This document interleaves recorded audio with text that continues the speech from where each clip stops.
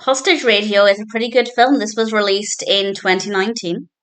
It's directed by Pedro C. Alonso. It's written by Alonso and Alberto Marini. The cast including Eddie Marsan, Paul Anderson, Ivana Baquero, Richard Brake, and various others. And this one is about a character called Jarvis who is taken hostage, and he's a radio presenter, and he's taken hostage while on air, and that in itself is very scary. But the intruders have some information that they want him to relay, and that could have some pretty disastrous consequences. So there's a lot at stake here.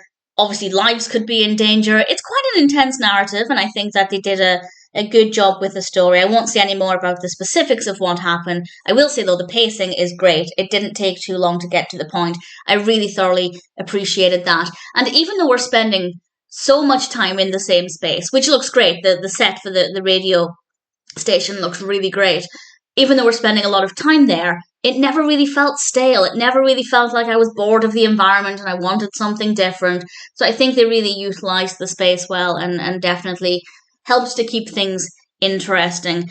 And obviously, as the film progresses, we get to know the characters more over time, and that worked really well as well. The characters are well written. We have some really solid performances. Of course, there are times when it slows down a little bit, but we also have times when there's a lot of action and it gets a little violent at times, and it was unclear, at least to me, where it was going or ultimately what would happen in that part of it. I enjoyed. I like a film that's unpredictable. So in general, I thought it was, on the one hand, quite a straightforward concept, but on the other, there's a lot going on. There's a lot of substance to it. It's a very well-written narrative. The characters are well-written. The performances are great.